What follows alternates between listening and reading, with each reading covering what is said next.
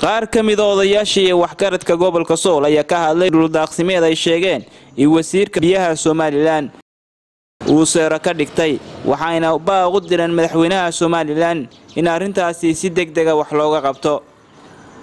waana kuwan odayaasha oo ka hadlaya arrintaas wuxuu ahaa dhul dad shacbi ku nool yahay oo aan si bood lahayn oo dekad lahayn ee xoolahaas wax walba u yihiin waa ku noolaayeen ilaahba gorto sidoodaas ku dhaqnaayeen waa dhul xoolo daaqeena Soomaalina cidaan u baahan oo imani ma jirto sidaan ognahay 7 ceel baa laga qoday magaalada koonayaasheeda dawladda dhexe Soomaaliya maanta bururtay iyo maanta ka dhex wal qoray ceelasha sufur biyo ceel ka soo baxay lama cabo waxaanu go'aansanay isla garanay diyaarna u nahay aan isku khilaafsanayn dadka hadlayaan noocaan idin sheegay yahay guursidii reerka uqaashi reerka waxgaradkii reerka iyo cidii nolol danaynaysa inaan biyaha dambe la qodin oo laga dhaxqod xoolihii dagaankii markii laga xidhay ama xurfad laga sameeyo biyihii laga xidhay ama ceel laga qodo goobaankii lootay waxa soo baxaysa meesha deyn dhibaato ka timaado waxaana aad u sahlaya maamulka gobolka aad u sahlayo fuudeeya arinta fuudeeya waxaana wasiirka arrimaha gudaha leena hawsha maamulka gobolka dalka wuxuu ku hayaa dhib fara badan buu ku hayaa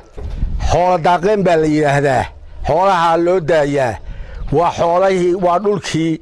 garaad jaamac garaad cali uu seeraha u diiday ma aanan jirin berigu u diiday ee seeg ka gooyay taarka ka gooyay sidii baa loo ilaashanayay ummadii sidii bay ugu dhaqmaysay sidii baa xooluhu u daaqayeen sidii bay nolosheedu u ahayd waxaan leenahay waxa soo baxay dad u jeestay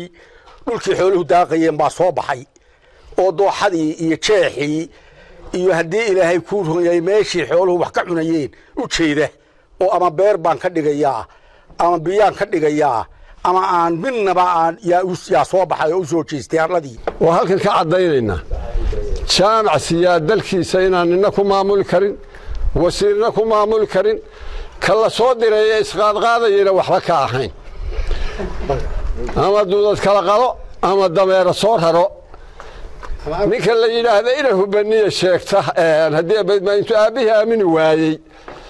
koore sheegta hebel koore abi waa naqara waa hubani ha sheegta aabihi tala waa u taala talax bay taal la saanood bay taal maalin walba qoora weynayaal dhaamka aad isku sawirtay daryeelo iskaga sawirtay dhagxayaada iskaga sawirtay gambadhe iskaga sawirtay wallahi ka talilmays waxna ka qaban mays runtaan ku sheegay dhaamamka la qodayo jinna ka caba wax kale looma qodo meeshu nugaal baa meel walba biya ka burqanaya magaalada gobolka Laascaanood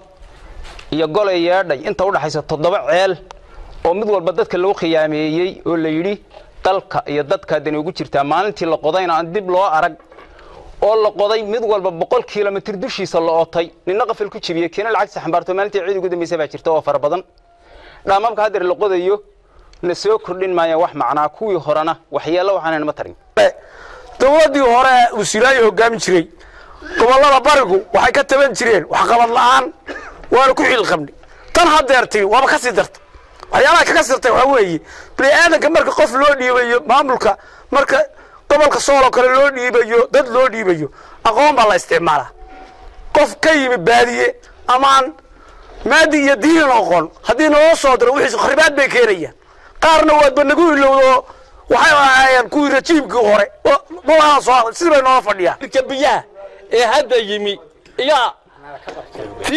tii uu dhigay ee taleex waa taaqiiqaysa maanta isaga dhigay isaga aan waxba iska hubin buu taleex isagu u diray ciidan iyo niman jidka loo galay xabadii maantii ka dhacday waa taaqiiqaysa haddana waxa uu meeshan ka wada waa wixii ilaa guumays ilaa iyo meesha la yiraahdo iyo gambadhe in lagu hayo weerar dhulqod Nuurid Ali Star TV Laascaanood